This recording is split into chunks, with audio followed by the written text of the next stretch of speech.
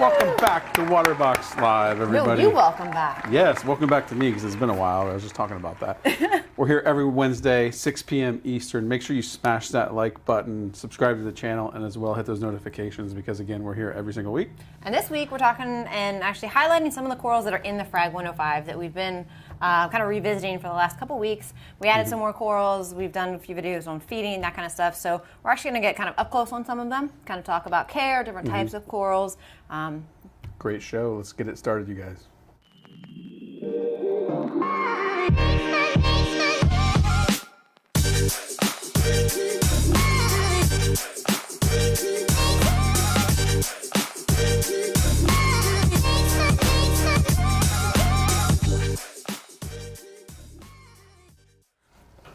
All right, and we are back. Oh, here we are. Not paying attention like usual. Guys, you see up there on the screen, follow me and Jess there on Instagram, Rich_Waterbox, Jess_Waterbox as well. You can get some little bit of more interesting or inside views of the Waterbox studio. Yeah, behind the scenes, stuff you won't see on the Waterbox Instagram. So. Yes, so definitely check that out. We've missed you. Yeah. I'm glad to have you back. Yeah, it's nice to be back. It's been a little weird. I was on vacation and then I was sick, and so it's good to be back. It's all right again. And now we're talking and looking at some beautiful coral that got added to the FRAG. But I think Keenan's going to pull some questions and stuff like that. But 2 weeks ago, we added, I think, 12 or 13 corals from Worldwide. They've sponsored this whole aquarium, so everything in there is from them. And then last week we did feeding of corals, and spot feeding and broadcast feeding of all the new stuff and what's in there already. So it's time Two to now solo shows. I know. Leave me hanging. We persevered. Everyone hung with me. So, but I'm glad to have someone to talk to. Yes. So again, No questions. no questions. All right, guys. Yeah, I do want to encourage you guys. If you have questions, post them below. That's one of the biggest reasons we're here, to answer your questions about the topic or our aquariums or anything Waterbox related. So definitely post them below. This is one of my favorite tanks, so I'm excited to talk about the corals. So Yes, we can do some shout outs. Like Scott says hello from Scotland. Scott is from Scotland, so that's great. I hate Mondays. Lizzie, Gavin, Chris, Shane, we've got a ton of people in here. Peter says good afternoon, Rich and Jess. good afternoon. So tons of people Good joining evening. us. And we'll do a giveaway at the end. Yes, As we are long giving as you're away. hitting the like button. Yeah, you got to smash that like button to win the shirt. That's just a little secret. But we're giving away 2 shirts. The dropping knowledge is, because that's what we do here. We're here to educate you guys on being better at keeping these aquariums. So definitely smash that like button. Engage with us. Post your questions, and you'll win some stuff. Here's a good question. Van says, I never caught how you went about removing the stem from the plugs. How do they just break off? So most of your plugs have that little stem, I guess you could call it, and that's what holds them in frag racks and stuff like that. So a lot of times you get them from the store or online, they're going to have those on there. Majority of frag plugs now, they make them to where there's kind of like a breaking point there. So honestly what I do is I take the frag, hold the actual main disc part, and I take a screwdriver, pair of scissors, something like hard and blunt, and I just like whack it off. Yeah. And it works most of the time. It is a learned skill, somewhat. Yeah. So just be gentle. Like you don't want to hold the actual coral and then you're smushing it. So only if you can actually hold the frag disc itself and then like knock it off. You could probably use bone cutters, like little tiny saw, something like that, if it wasn't going to break off really easily. When do you think they started doing that little indention to make it easier? Because I remember years ago when I was doing a lot more fragging and things like that, or buying frags, it was really tough to get those off. Is that relatively new, like in the last few years? Or? I don't know, because frag plugs being made for the general hobbyist is generally, I'd say, newer in the last 5, 6 years, something like that, where they're true. like commonly. I know whenever I used to run stores, we actually had to like special order frags, the size of them, coloration, stuff like that. And one of the things that we always did was actually say put that indent into the stem of the frag plug, and I think we're one of the first ones that did that, so that you could just knock it off like really easily, because you couldn't purchase them just like that. Yeah. But now a lot of people make their own, or you can buy them really easily now. It's changed a lot in the last 5, 6, 8 years. Everything has. Everything's changed so dramatically. There you guys have a shot of the FRAG 105.4 with XR15 radions over it. Looking good. It's so pretty. Again, we've done a lot of builds here on Waterbox Live, but definitely one of my favorite. It is. Just from the style of tank, I love that it's 16 high, a little bit more on the shallow side. The rockscape to the variety of corals from worldwide, like all of it's just a perfect mix. The radions just are the most beautiful light, that I've seen cast over at aquariums. So from kind of top to bottom, it's been like the perfect build. Yeah, and if you guys see the Aquascape in there, again, one of my favorite. Jess, did an amazing job on that. But if you're looking to do an Aquascape similar to that, we do offer the Carib Sea Life Rock on waterboxaquariums.com, as well as up in Canada currently. So if you want to attempt a scape similar to that, that's the rock to go with. It comes beautifully packaged, and it already has that nice purple color that people look for. So you don't have to wait as long to get the Coraline algae to grow on it. And I would have like not accomplished that scape using a regular type of rock that's out there. Carib Sea, the Life Rock, makes it very easy to make a lot of cool things. And if you go back a few weeks when we launched the 3 and 4 foot peninsula, you'll see that scape in there is very archy and stuff. And that was only, you wouldn't be able to do that with shelfy, blocky rock. So that's also, Carib Sea. You'll see, it's definitely my favorite rock to use. Yeah, it just definitely makes it beautiful. And it goes back to what we were just saying with the whole, within the last 5 or 6 years, how much everything has changed. It used to be, when you go and buy a 50-pound box of rock, it's totally random. You don't really know what you're going to get. And it's relatively difficult. And if you're lucky, you can hand pick it from the fish store and so on and so forth. But with this, you're getting shapes that are predefined. It's already infused with bacteria to help you with cycling and everything like that. It looks and great. Pretty. Yep. Yeah, so it's a no-brainer. Got a question? Don says, what's a good coral to start off with? Really any of your soft corals, zoos, mushrooms, leathers. You want something that has no stony structure, and they're going to be more forgiving. They need less light, less additives. Water can fluctuate a little bit more. Yeah, definitely soft corals. One of my favorites. Yes, you like the easy soft corals. Yeah, get you some green star polyp. Maybe some xenia. Everyone here is going to be like, no! Yeah, man, it's the best. It's the best. Chris Yao says, can you recommend a good cleanup crew for the Cube 20? I would say for that, you're looking at probably 3 or 4 snails. Trochus are really good ones. And then Necarius for the sand. And a couple hermit crabs, usually like some red tips and possibly blue legs. But red tips are really going to be the most docile. Yeah. So pretty simple for a Cube 20. It just depends on how old it is and how much waste and stuff you have in there. Oliver says, is the order shipped from EU when you order from your EU site?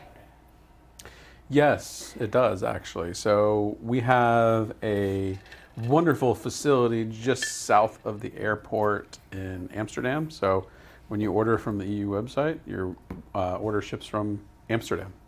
Very nice. Andrew says, have you guys siphoned the sand or do you always leave it be?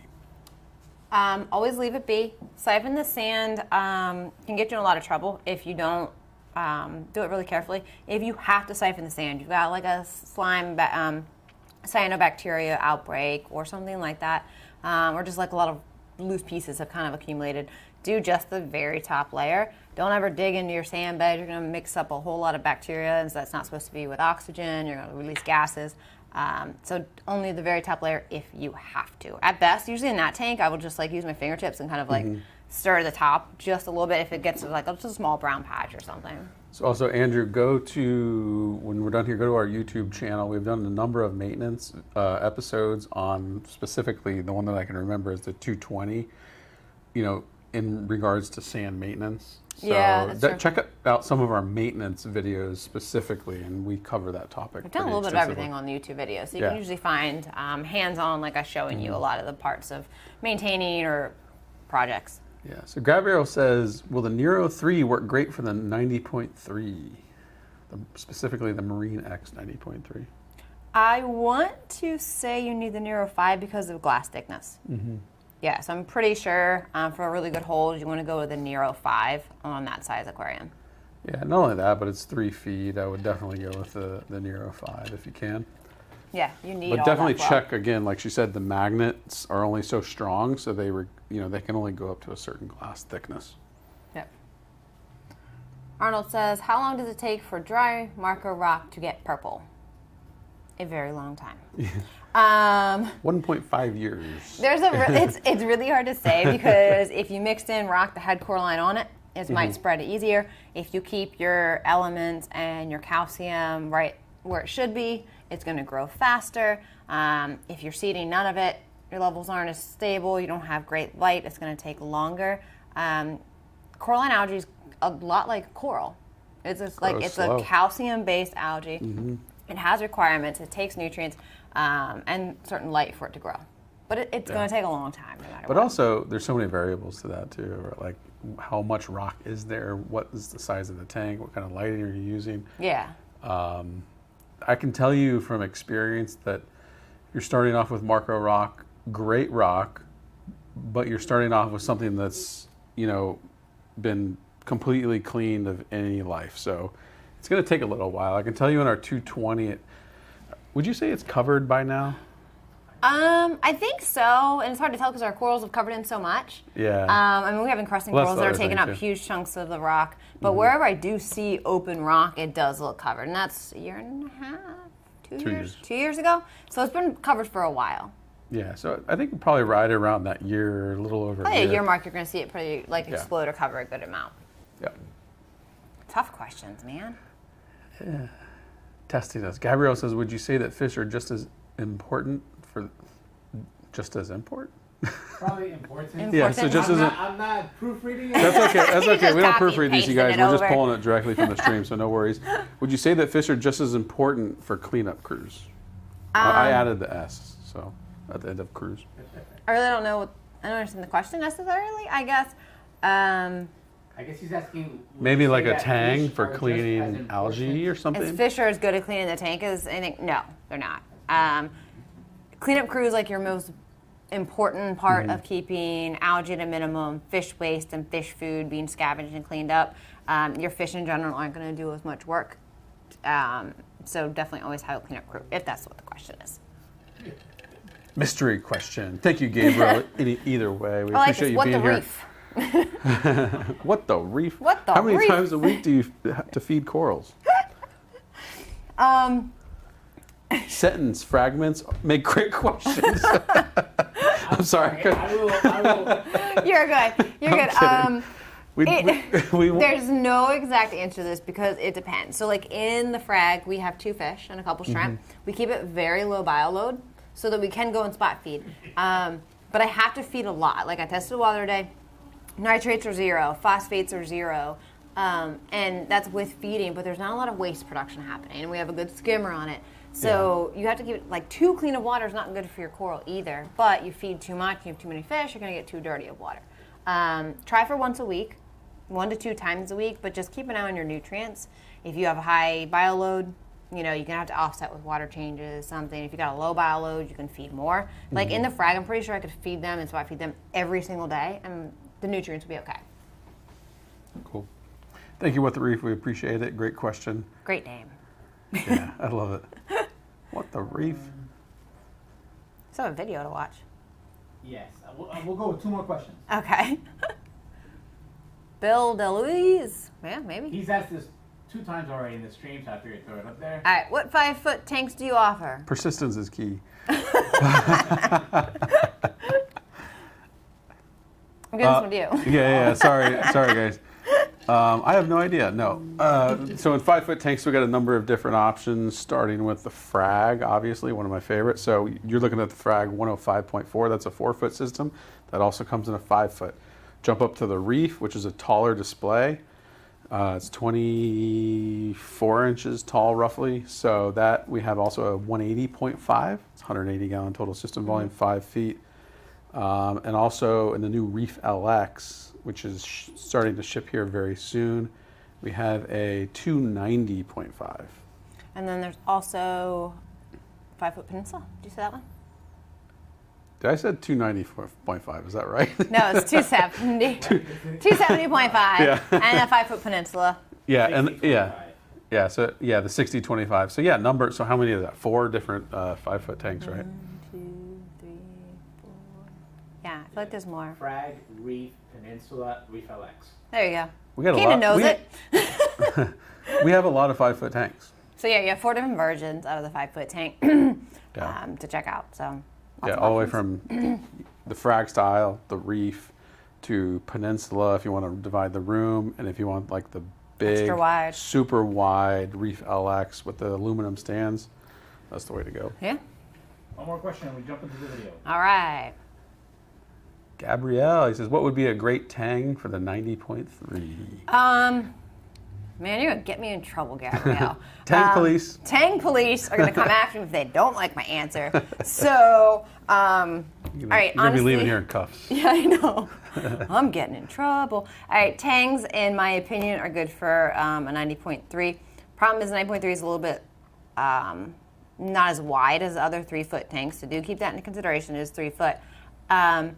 If you don't have anything that could be aggressive too, maybe a yellow tang. They can be butt heads, so be careful. Some more peaceful ones that I like for smaller tanks is going to be like a yellow eye coal tang, Tamini tang. The ones in the bristle tooth family are going to be good choices. Stay away from nasos, blue tangs, purple tangs, soul holes, any of the ones that get bigger, and purple tangs are really nasty, so leave them out too. So really I'd stick with your bristle tooth family, which is yellow eye coal tangs and Taminis, mostly, in that range, or the coals. If anyone disagrees, don't yell at me. Tank police are serious. It's true. It It's is. true. Ready? All right, so we got some video footage of different corals in there. It's not every single coral because that would be a really, really long video. And so we're going to kind of talk about care, feeding, just general about each one so you can get like an up-close look on them. Cool. Start it. All right, our first coral. Ooh.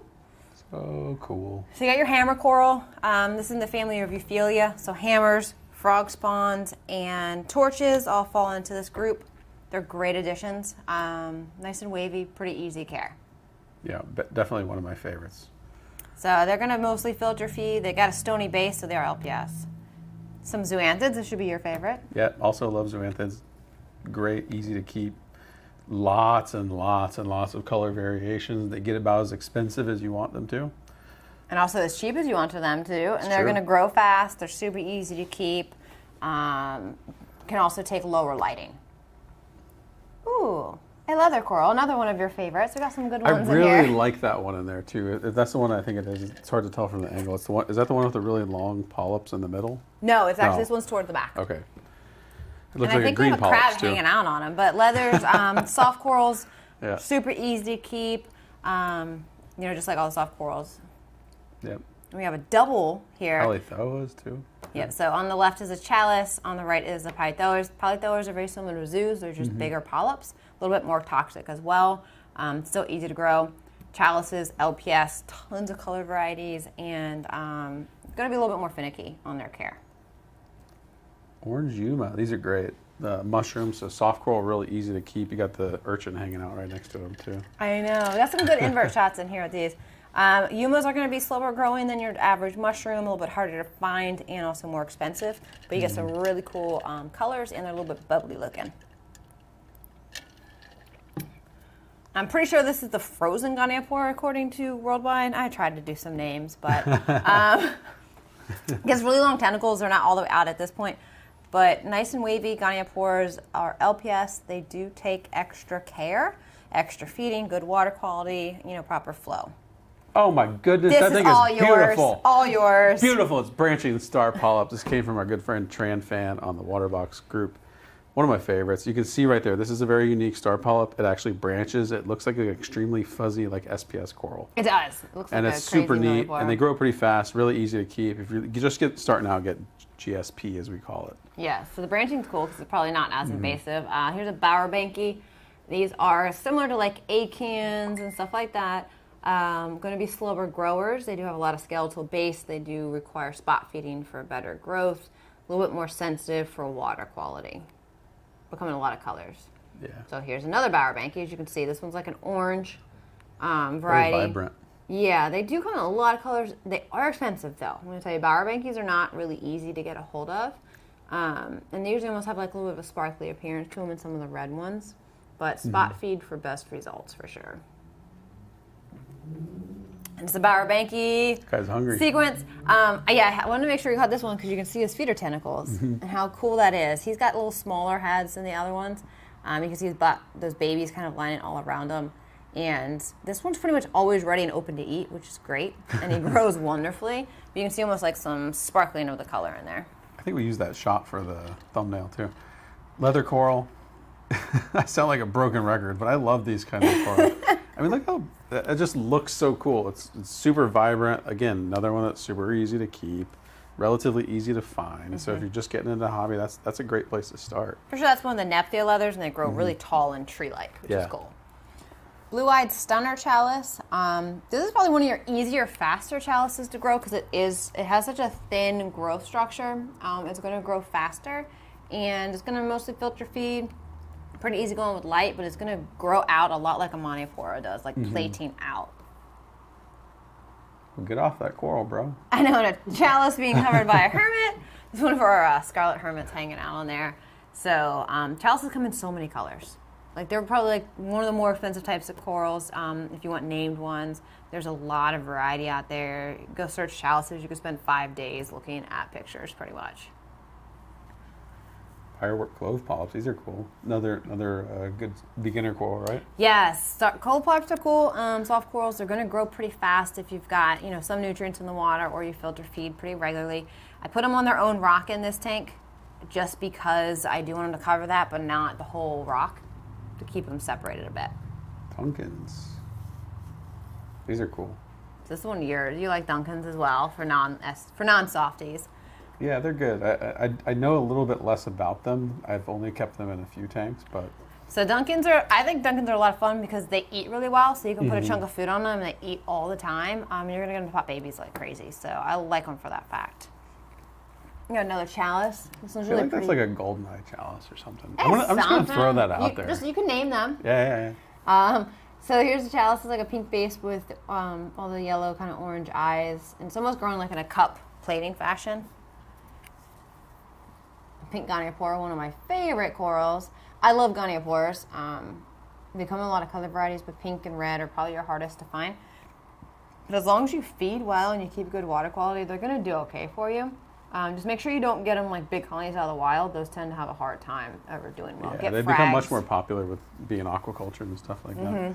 Blastos, these are cool, super colorful. Yeah, these have some big fluffy heads on them. These will eat pretty well too. Check out our video last week. These show these guys closing up and feeding really well. And they come in a pretty good amount of colors. Not the easiest coral to find either. I feel like we have a lot of unusual corals in here. But that's what happens. Check out Worldwide and you can find them all. Yeah, exactly. That's where Guys, they came go to from. worldwidecorals.com. This is where all of these corals came from. Are you going to read this one?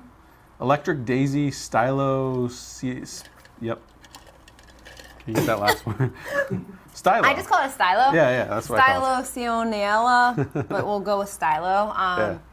Yeah, that was a go. Yeah. Northern Lights Alveopora. Very similar to Goniopora, a little bit easier on feeding and growth, but still, not a beginner type of coral. That's one thing I did not know up until recently that you gave me the knowledge is to understand that's a bit easier to keep than the Goniopora. Yep, and it has, I'm talking about on the last one, is like the flower petals on it. There's 12 on that one, and a Goniopora has 24, so you can actually tell just by looking on what type they are. Knowledges. Emerald Goniopora, nice bright green one. They're just nice and flowy. I love Gonies. Oh, there you go. Ooh, zoanthids. We don't have a name on these. Those are very vibrant. I feel like they're somewhat close to Ked Reds, but I don't want to say it just in case. But they morph a lot. Yeah, and those are growing pretty quick too. There was far fewer than that. Yeah, so super easy coral. Like I said, you can put a ton of types of zoanthids together and they all grow together and make lots and lots of colorful stuff. So we've got another chalice going on here. The color variety on chalices is pretty much endless. You'll find anything. This one's kind of cupping as well as the other one. And your flow and lighting has a lot to do with how your chalice will grow. You know what's funny about chalices too? I think I mentioned this at least on one other episode. Like, if you're diving a reef, that's the last thing you're ever going to see. So in a reef environment, they tend to be in like shaded areas, lower in the water column. Like you You don't really notice them very much, but they're one of the most expensive corals in the trade. They are, and they didn't used to be. It was a long time ago that the chalice craze happened, and it never went away.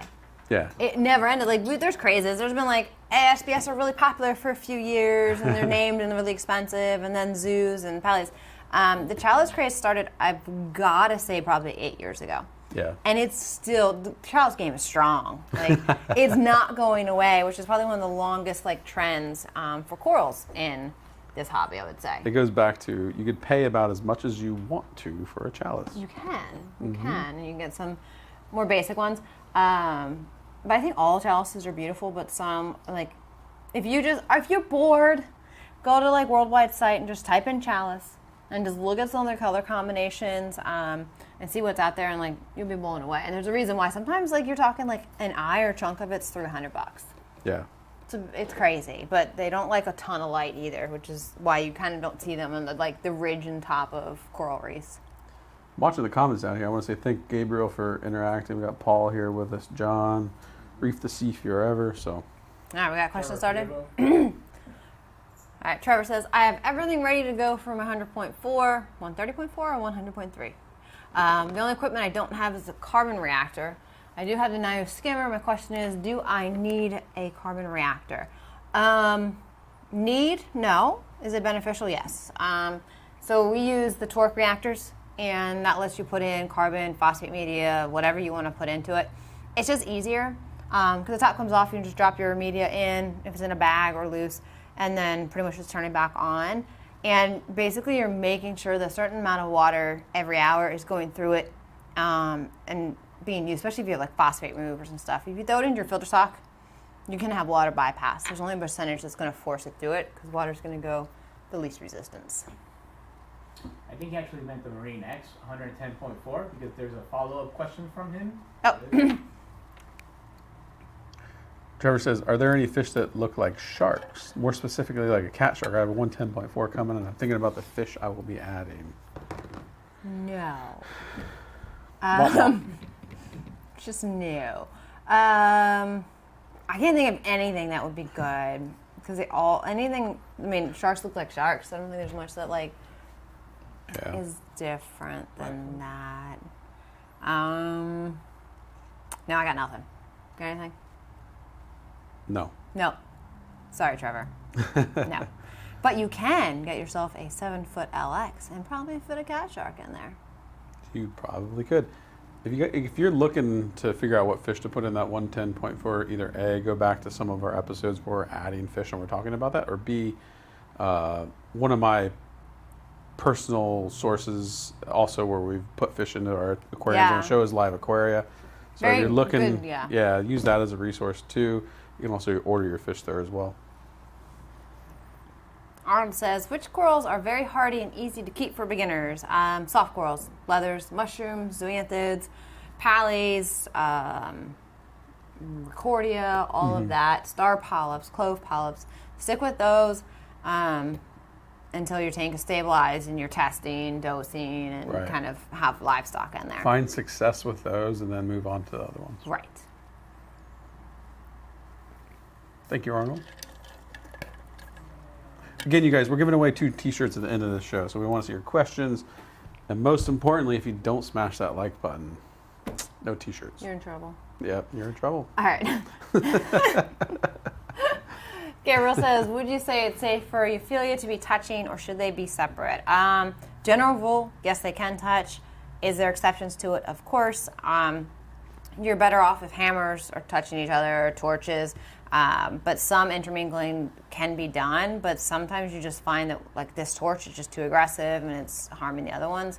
You just have to keep an eye out, but don't jam pack too close together because they don't want that either.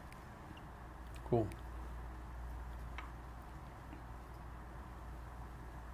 Chris says, best snail species to add to a newer tank for a CUC? Not sure. CUC. Clean up crew. CUC? CUC. I gotta go. Best snail, hands down, is the red-banded trochus. You're gonna pay 3 times as much as you are for a basic snail, but they're awesome. And for your sand is going to be a Necarius. Generally, if you can find them, the Tonga Necarius are bigger and they're much cooler. And Meniserius are a ton of fun because they come out of the sand bed when they smell food. They're called little zombie snails. I'm rushing. Keenan, no pressure. Jock says, what should you test for at the start of the tank cycle?